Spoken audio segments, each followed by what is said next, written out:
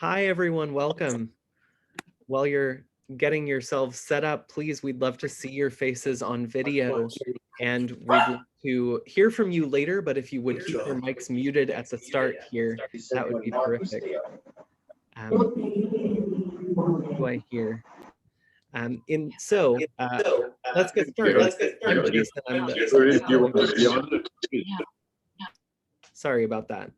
So I'm Jason. I'm the Director of Development at Irish Rep. It's a pleasure to be joined by you all. I am delighted to have so many members still tuning in for performances on screen after 13. This is our 14th performance on screen. And I'm delighted to be joined tonight by Anne O'Riordan and Jamie Beamish. And so let me add them here so you can see their faces. And of course, by Charlotte Moore and Kieran O'Reilly. And so with no further ado, I invite you folks to unmute and tell us about this production. So welcome, Anne and Jamie. Tell us where you're tuning in from. So I'm currently in my parents' kitchen in Tramore in County Waterford in Ireland. I'm zooming in from a hotel room in Calgary in Canada. So I'm a bit far from home where Anne is at the moment, and like you would have seen her actually in the play in Tramore. So that's, you know, Anne was born and bred in Tramore, so that's kind of part of why that's part of it too. And Charlotte and Kieran, you are in New York. Well, I'm in Washington Heights. I think Miss Moore is down in St. Louis. And I'm in St. Louis, Missouri. But we're spanning a lot of time zones here. And thank you everyone for tuning in. So Anne and Jamie, I'd love to just kick this off by asking about this collaboration. How did this come about? Well, it kind of started a few years ago. There's a group of us in London. We all live in London, actors who trained in London, but we're all from Waterford, you know, on the southeast coast of Ireland, for those that don't know it. And that's home for all of us. And we started getting together to put together theatre, to put together stuff in London, rather than sitting around waiting for our agents to call, because sometimes that just doesn't happen. That phone don't ring. So we decided to say, okay, look, let's get our heads together. Let's do our own work. And so we put on a Waterford play called Rigor Mortis by Pat Daly, and that went down very well. And we brought it back to Waterford to put it on. And then the second year, then we did a piece by Enda Walsh called Mr. Man. Some of you might know it. It's quite well known. And at that point, then Anne came on to help us with it, because Mr. Man is a one-man show, and our great friend Mick Quinlan performed it. And the technicals of Mr. Man, it's all, you know, there's loads of different characters, and so a lot of them are on tapes, you know, so they're played at different points in the play. And so we always said, God, we need someone who's like, you know, really good, you know, either technically, but actually what would be really good is get another actor to control this, because that's what you need, the sensibility of another actor, you know, kind of hitting all these cues. And we were lucky that Anne was interested to come in and give us a hand. And, you know, kind of from there, you know, this kind of group really started forming. And the following year, then we were looking for something for Anne to do, and we decided to put something together ourselves, you know, for Anne to perform.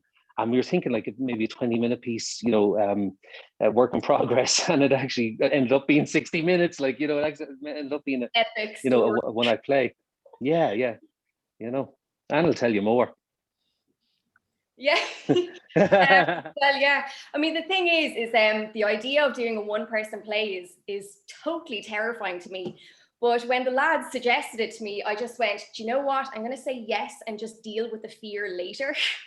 But thankfully, I'm really glad that we did actually do it in the end, because now an opportunity like this has arrived. So I think it's really important to take opportunities by the throat and just do it, even if it is incredibly terrifying. But yeah. So what was the writing process like? And was this a story that you created from scratch? Was this somebody's life experience thrown in? Was this an amalgamation? With the nature of writing anything, there's always life experience thrown in. So certainly the kickoff was, I remember Anne, you know, we'd been on a night out, sitting on the train home. We both live in southeast London, and you know, her telling me a tale of her getting ghosted by some guy, some idiot, and obviously, and so like, I clearly wasn't bitter or anything. And I kind of, the word fascinated me, you know what I mean? Because it's a very modern term and that, like, and I know what it is, what it means. And so the idea of kind of ghosting someone, you know, it's mad. It's a real modern thing. Listen, it's been happening for a million years. I was ghosted in the 90s. I just didn't realize there was a word for it. Someone stopped writing me letters. You know, now it's text, it's grand. But so yeah, so I kind of ran with that, and I started thinking about, like, if someone was ghosted, what if they came back? But then what if they came back, like, you know, the word ghost, I mean, you know, there's so many connotations to all that. And what if, you know, it's a girl in London like Anne, you know, away from home, and this person she hasn't heard from in 6 years turns up at the end of her bed one night? What happens? So that was kind of it, you know. And from that, you know, we go with it. And myself and Anne sat down, we were shooting ideas and stuff about what we wanted in it, what we wanted to talk about in it. And a big thing, you know, kind of for the two of us, especially because, like, you know, we lived and worked in London. And there was always a feeling of being away from home and what it feels like when you do go home to Ireland. You know what I mean? And it's hard, even if things are okay at home. It's always hard going home. First thing they ask you is, what are you up to? How are you getting on? And it's a tough old question to answer sometimes as actors, you know. But what if home life isn't so hot? And that, and you know, so we went from there, did up a first draft, and then the big thing for me was that myself and Anne work on it together, because I'm a 45-year-old man. So I don't want to put, like, you know, I don't know how, you know, a 24-year-old woman speaks, really, like, you know, necessarily. And I've never been on Tinder either. So there is that. So, you know, so. It was the perfect opportunity for me to go on Tinder for research as well. Are you sure, Jamie? Go on. Would you like to tell us how that went, the research lab? Yeah, a lot of the Tinder ones were based on real people. Also, when I went on Tinder, I went on Tinder in Waterford as well, but it's a very small circle of fish of people in Waterford. So I ended up matching with quite a few people that Jamie knew. One of them lived up the road from you, didn't he, Jamie? Yeah, that's right. Yeah. The first two you sent me, I went, okay, I went to school with his brother, and he lives 3 doors down from me. Yeah. So you can't go anywhere. It's a small place, like, you know what I mean? How many cousins actually came up? That'd be a good question. It's true, though. It's a minefield when you think about it. No, the thing is, all of my family are actually from Cork, so I'm actually safe from all cousins in Waterford, thankfully. So speaking of Tinder, the projections are key in this production that we saw tonight. And like a character in the story, and it really feels like Waterford itself is another character in the story. I'm mispronouncing the town. I won't attempt the Irish pronunciation of Waterford. So Anne, you really bring to life all these people you interact with, or she interacts with, throughout the story. And I'm curious how you decided to make this a one-woman show. Would this have worked as a play with other actors? It might have, but I think the joy of doing a one-person show is that you can take on all of these other characters and completely embody other people. I think that's part of the crack for audience members as well. So yeah, I suppose we could have had it with more than one person, but then, you know, logistically, we're having to find more actors to coordinate all of our rehearsal times. It's very difficult. Very expensive. Very expensive. There is that aspect. But also, I'd like just to say as well on that, it's interesting, Jason, because I actually, you know, to look at the piece and the piece as you see it now, you know what I mean? It is, you know, it's a piece of theatre to play, and you hopefully enjoy it and stuff, grand. But really, like, the start of it was as a showcase for Anne's talents. You know, she won't say that, she's too nice. So that's the thing about doing something like this, is to kind of go, let's show off a bit. It's like I've done Stones in His Pockets. People might know that play, you know? And plays like this, they're like acting gym for actors. They're just completely terrifying, but kind of brilliant, you know, because, you know, you're having fun doing all these different parts and stuff that you don't necessarily get a chance to do, you know, with a kind of more traditional play. She does show off, and she's brilliant at it. Absolutely, agreed. I do want to go back to the characters if I can. We do hear Mark Kelly's voice, and that's not a voice that Anne, you embodied. That's somebody else. So why was it important for that to be somebody else? I think the character of Mark, he is slightly otherworldly. She's not quite in control of that narrative. So I think it is quite important as well that she's learning from I'm not sure if I'm saying this properly, but I don't think it would have worked as well if I was doing a to and fro of me and Mark Kelly. I don't think it would have been as real. Also, dialogue wise, it would be really difficult to actually logistically kind of do a to and fro like that. Whereas we worked really hard on the other characters to make that as organic as possible, that it just kind of blended in with one scene. I think as well, the Mark character is like a whole scene. It's like a massive chunk of the play and a really important pivotal part. I think it had to be a voiceover. And as well as that, you have to remember, it's interesting watching it on screen, but the thing of experiencing something in the theatre, you've just spent all this time with this character and this actor then playing all the other parts.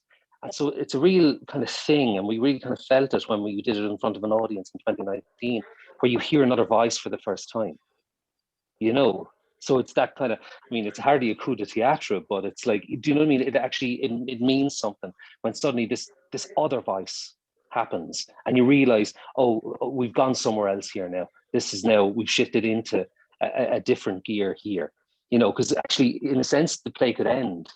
She's seen the mother, you know what I mean? She's walked away. She has the photo, you know, she has all the wrong answers, you know, in a sense. And then this guy comes along again, you know, we hear his voice for the first time. Because even before all the other voiceovers, when you hear "Hello Stranger," that's Anne's voice, you know, and stuff. So that was very specific. Yeah. I think Anne's dead right, and to be able to do that scene just on her own, I think it would have been very, you know, I don't know if it would have worked so much. And the I same. I actually love that it wasn't that it wasn't some, you know, ethereal voice that was coming from there, that it actually was very real. Just a real person. Exactly. Yeah. Mark is right there with you. Yeah. And he's last line as well, like the last line of the dad as well. I think that had to be a voiceover too, because I'm not sure if that would have worked as one actor again. I think that's another shift again, where we're learning something pretty important about her dad here at the very end. So we have to say the one thing that was the most stunning thing to Charlotte and myself, which, because we were not aware of it, that in this production that everybody saw tonight, we asked Jamie, like after watching it, said, like, so how long were you in post-production on this? And he said, not 1 second. It was all done on that one night in Waterford. I could not believe it. I couldn't believe it. It was extraordinary. I mean, all the effects, all the back screen, you know, projections, like the voiceovers, everything that poor Anne, I just can't imagine like starting on that night in Waterford and saying, okay, you know, because if you're in live theater, at least you always have the consolation that at least I have tomorrow night. She did none of that. She had one night to do it. And it all, and that's what everybody saw tonight. It was a one-shot deal, and it was pretty, you know, extraordinary from an acting point of view, but extraordinary from a technical point of view. Absolutely, they're a fantastic team. Yeah, that's the Theatre Isle in Waterford. Their team are like exceptional, like really. And we went in when they kind of were talking to us about doing it, and we were talking to them. They did say, would you prefer, you know, we would film it over a few nights and we'll mix and match and do different things. And we had watched, myself and Anne had watched this play from Druid, and it was a three-hander, and it was really good. It was just kind of research for this, you know. And Aaron Monaghan, brilliant actor, stumbled on a line, and we were watching this, and I thought it was the most thrilling thing, you know, because I knew everyone around the world that's watching this was experiencing this, because it was absolutely live. So and very bravely, you know, decided, no, let's go for it. Let's do it in one. you know. Look, And the I easy think, option I think would have been to kind of spend a week doing it, but I think I kind of wanted to prove to myself as well that I could do it, and because also, you know, it had been a long year during COVID, obviously. I was really keen to get back to something that felt really real again, and this is kind of the perfect way to do it. Yeah, I'm really glad we did it live. How many it's people really were in the funny. theater Sorry, that go on. night? How many what, Kieran? How many people were in the theater that night that you did it? There were Four.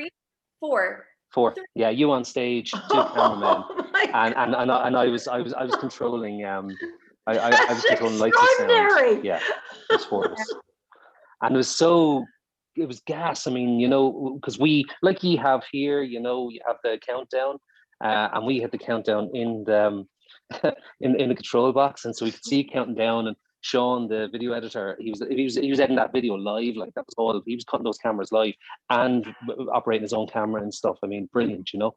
And we saw the countdown, and about 5 minutes to go, we all just went quiet. We all just stopped talking.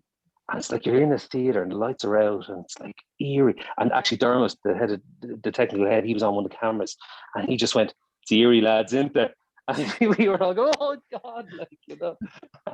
and then it was on and it went, and it was like it was kind of this strange, kind of brilliant experience. And you know, but at the same time, with that 5 minutes to go and I was all getting quiet, you know, I couldn't hear a pin drop, but I missed the sound of an audience. I'm sorry, you know what I mean? That was the thing. And I think that's what we all miss, you know what I mean? Absolutely, and stuff.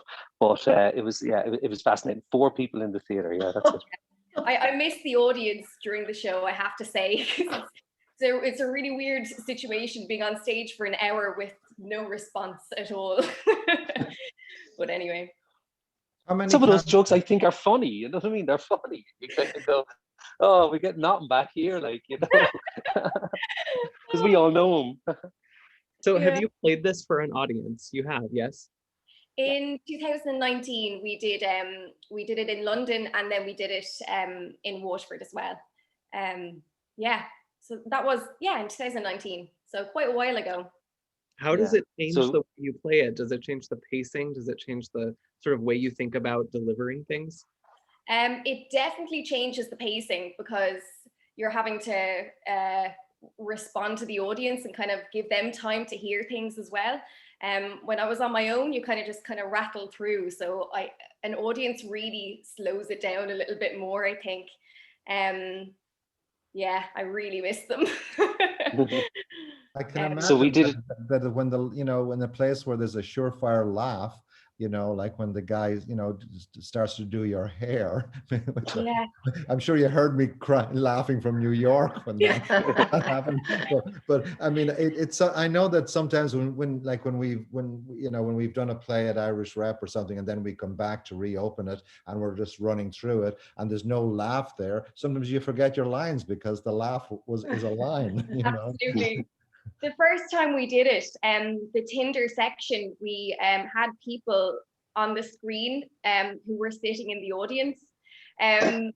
So one of the other lads, he warned me before I went on. He was like, "Just a heads up, there's people in the audience who are on the Tinder section. They're in tonight, so they're going to be really loud." So I was like, "Okay."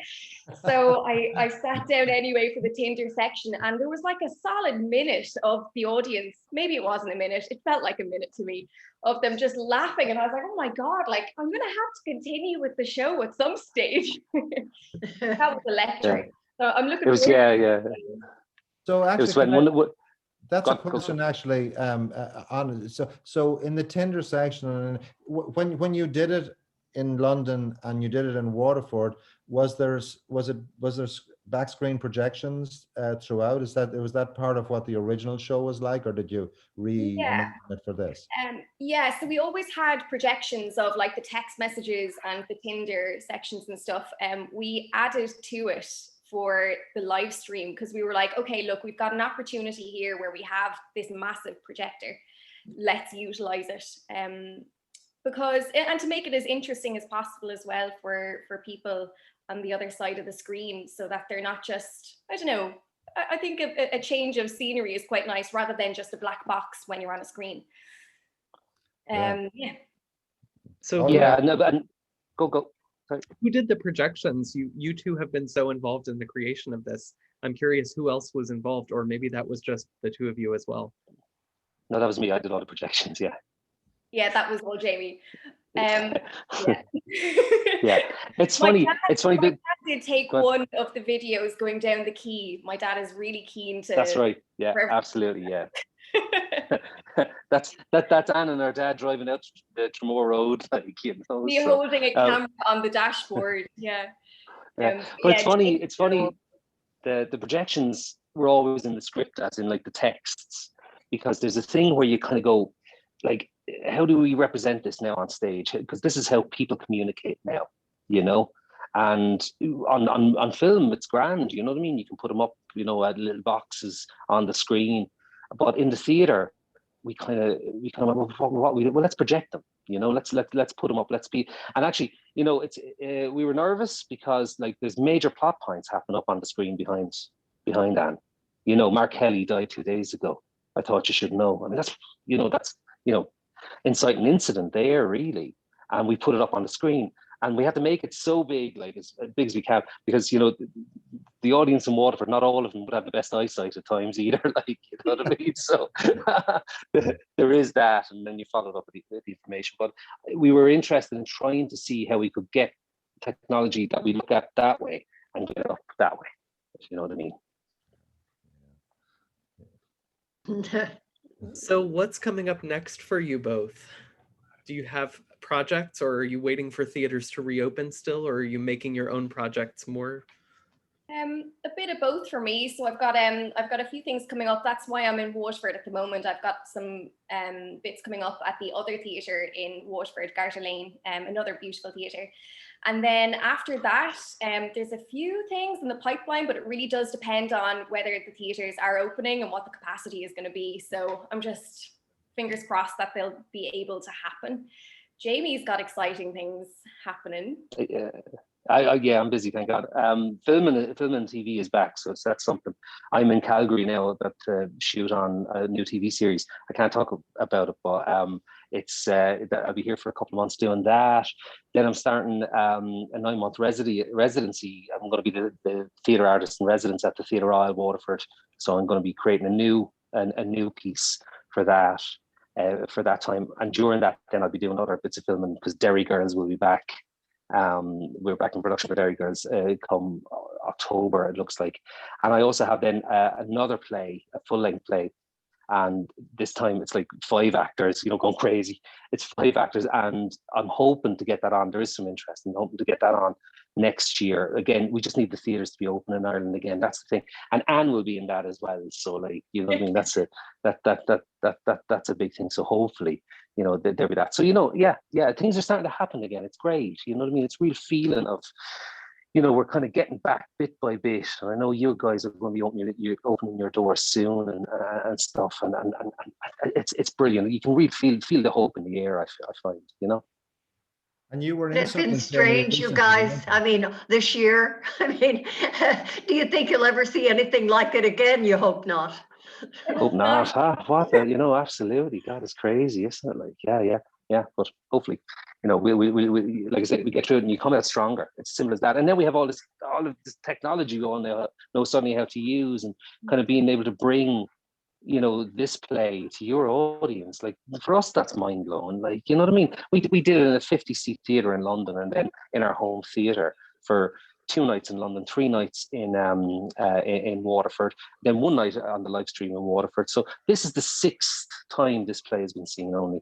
You know, that's all. And like this new audience, it's absolutely magic for us, you know. So there's good things to come out of it as well. Yeah. So I would love to invite questions from our audience before we wrap up tonight. If anyone has anything you want to ask or any comments, we'd love to hear from you. Post in the chat and I'll call on you. Charlotte, Kieran, go ahead. You had something to say. No, Jamie, you were in another TV series quite recently that got quite a lot of play around. you want to talk about that? Yeah. I was for my sins, I was in Bridgerton. Biggest TV show ever, like, you know, the past few years. And I played the most hated character in Bridgerton. I played Nigel Burbrook, and I was for the first 2 months of the year, I was like, the most hated man on Twitter. Like the things that were said about me was kind of brilliant, kind of amazing, you know. And look, I'm a whore from Yard, like, you know, so I have no problem kind of throwing it around and going, oh yeah, you know, I was in Bridgerton. Will you put on our play? Like, you know what I mean? So, absolutely. So yeah, please, you know. But So yeah, we have a question here from the audience. Sorry, Jamie, to interrupt you. no bother. Go. Marsha, would you like to ask this question, or shall I ask for you? If you're here, we'd love to unmute and hear from you. So Marsha, I'll ask on your behalf. I'm sorry. I thought it was so interesting that the mother had letters from him, but I didn't understand where or how there was a photograph. And it was just like a little unanswered question there.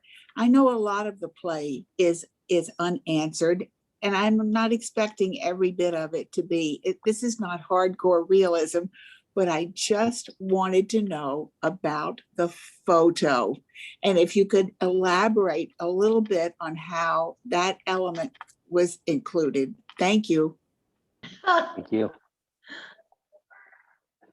Yeah, that photo. So the whole thing of him, I think it's lovely what you just said, Marcy, like about kind of the unanswered questions. And I always kind of say, if you explain something too much, you might find it less interesting than what you have in your own head, you know. And so I always think, kind of, people ask me, what is this in the play, and different things, and I always go, I kind of go, well, what do you think? Because I have my idea, Anna's her idea, and you know, and I don't want to ruin, you know, kind of what's in your head. But the photo is a simple one, I think, and I think you think the same thing, Anne, but it's certainly in my head. It's a photo he took when they were together, when they actually spent those few months together.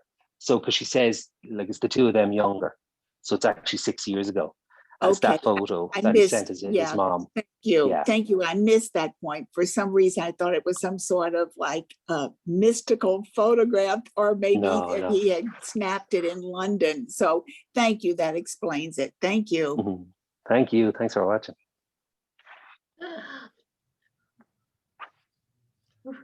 Would anyone else to jump in? We have time for 1 or 2 more questions before we let our folks go their ways in their various time zones, and it is approaching 2 a.m. for you.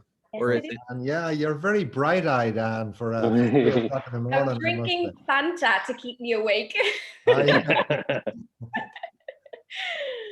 Poor Anne has to get on Tinder now. You know, we have to let her.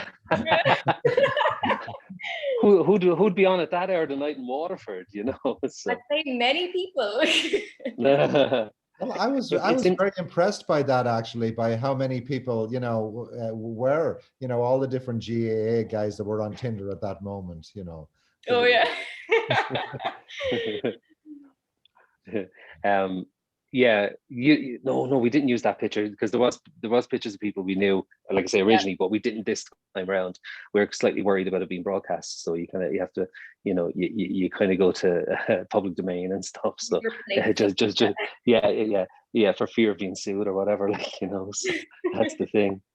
It's going to be interesting, I think, you're on, like, and Charlotte, where, you know, your audience watching it and wherever they're from and stuff, because it's very, like, it is hyper local in that kind of way, but kind of unapologetically so. And we kind of did that for that reason, because we just kind of go, this is where we're from, this is how we talk, these are the places that we know as such. But we hope, like, the show, the play, will kind of give a sense of that, of you being there with Sheila and stuff like that, and where there's enough kind of themes in the play that are kind of universal, you know, about family and about, totally, you know, totally universal, but a great sense of where you were. I just loved where you were more than anything. Just loved to be there with you. You should come visit. You should come visit. Yeah.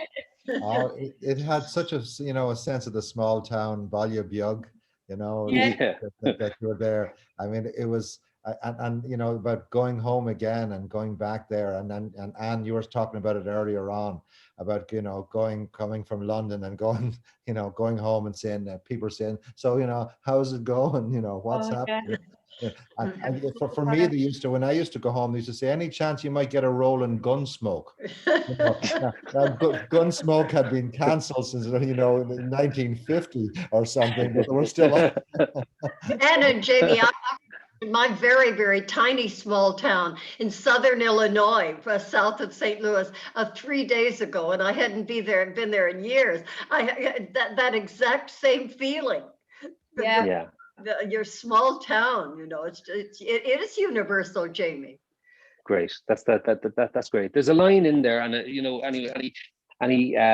people that know kind of Irish mythology and stuff, there's a line in there where she says, I look in the mirror and I look older than I was 2 days ago, and she says, the minute you set foot at home. And that's a direct reference to kind of Oisin and Tiernan Og and the land of the young, and him coming back and touching Ireland and suddenly being kind of like old, you know what I mean? Kind of, he's been away, she's been away, and she's kind of, oh, this is suddenly happening to her. And that's kind of, it's just a little thing there, but it's all, like you say, there's little bits of all our lives in the play. We kind of we robbed a lot from each other's lives, didn't we? Yeah. Yes, we did. Well, I think we should close here and let you probably finish your Fanta and sleep. And I just want to thank you again for this terrific, beautiful piece that we get to have at Irish Rep for the next couple of weeks. Thank you for being here tonight. And Charlotte and Kieran, do you have anything you want to add before we close? No, we were delighted to. We've quite a nice response from a lot of people watching. I think we had almost 350 people tonight watching, so that was pretty great. That's the biggest audience we've ever had. Can't wait to work with you both. Yeah. Oh yeah, same. Yeah, same. We should just say that that this is their second time with Jamie during our pandemic series on Give Me Your Hand with Dervin Malloy and Dermot Crowley. Jamie was a behind the scenes character who did so much to enhance that lovely show that we love so much. So it was a no-brainer to have you guys come back. Thank you. Part of And this. I have to say, if you don't mind me saying, actually, what kind of the reason we went forward and approached the Theatre Royal about streaming ghosting and putting it on, it was really inspired by me work on Give Me Your Hand and watching what the Irish Rep have been doing, because you've really been at the forefront of this, more so, I've said this to Kieran, than bigger theatres I know and have worked at, between England and Ireland and everything, and you kind of go, you never let your doors close. They've never closed, and being able to bring that to people. And when we put it on at the Theatre Royal, so many people were saying to me, God, I know it's on the screen, but it's just great to be able to see a play. They didn't realize what was out there. And even doing that, and it was a great inspiration for us to go to the Theatre Royal and to do it the way we did. So thanks a million. Yeah, we're really thrilled to be part of it. Theatre Royal. We met the leadership there through this, and it was a real pleasure. And we feel like they're real people doing great stuff. So we're really glad to be a part of it. Super. Thanks so much. Thanks a million for having us. Stay safe, you guys. Stay safe. Thank you also to all of our members for being here, for sticking with us through the pandemic year, for showing up tonight. And this is the first in 3 plays of our summer season. We have coming up a bit later, The Cordelia Dream, and a bit later still, George M. Cohan Tonight. And so check us out on irishrep.org, book your tickets when they go on sale, and we look forward to seeing you for the next event. Thank you. Good night, guys. Thanks so much.